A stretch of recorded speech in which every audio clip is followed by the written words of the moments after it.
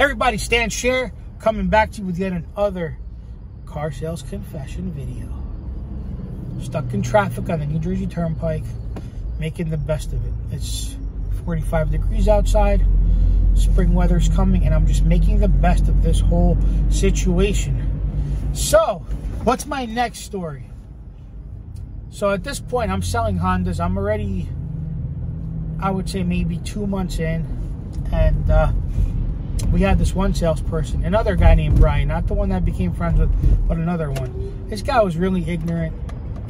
Might have been on drugs. I mean, you know, just typical stereotype of a degenerate with, you know, that is just miserable with what they do. And it is what it is, you know. Wasn't a fan of him. Just didn't click with him. Didn't mesh with him. But whatever, you know. Got along fine, though. So one day, we have this up that comes in through the door, and this gentleman comes in, and he's got a walking stick with him. He had some health issues. He was on disability. I know he's getting a disability check. He comes in, doesn't look like much, obviously, but I'm not the one to judge. So I see that he walks in. Brian sees him and goes, "Yeah, it's nothing. I'm not wasting my time on that. You know, it's a stroker, right?" That's what they want. That's what they used to call people, you know, so back in the day. Oh, yeah, he's a tire kicker. He's a stroker. Okay, cool, whatever. I took him, sat him down, really nice guy. Came to me, told me what his situation was. He was making like $1,000 a month, something really, very little money, right? Needed a new car. His car was literally worth maybe $200. It was a clunker. It was a piece of crap. Not gonna lie, it was a clunker. Okay, needed a safer car. Needed something to get around. So sat him down, worked on the least expensive car, Civic LX. As a matter of fact, I think we got him a Civic LX coupe, not even a sedan.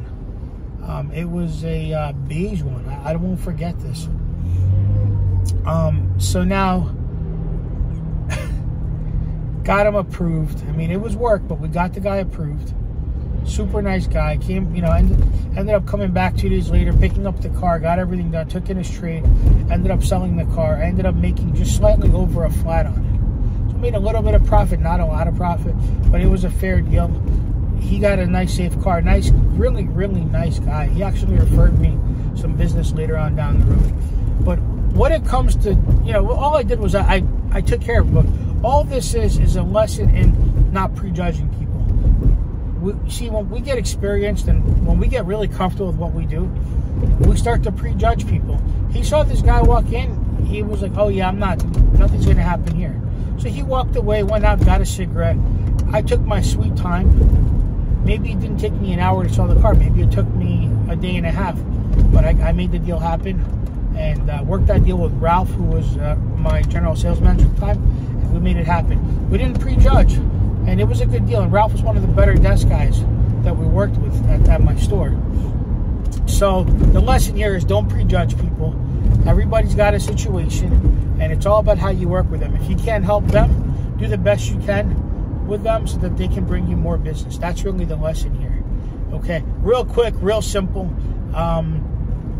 The salesman, by the way, felt like an idiot. He was actually pissed off at himself and me that he didn't take the deal, that he didn't work it. And in all seriousness, he probably wouldn't have sold him the car because of his negative attitude to begin with. So you need to approach these things with a positive attitude. And if you're good at qualifying people, then you know how quick or how slow to work each deal. So that's the moral of the story. By the way, go check out my book, Social Shares, The Skills That Pay the Bills. If you are looking for a speaker for an event, sales training, leadership, management, marketing, reach out to me. I want to help your team. I want to fire you guys up, and I want to bring in forward-thinking consultative strategies so that you truly are successful at what you do. All right, I'll see you guys in the next video. Thanks for watching.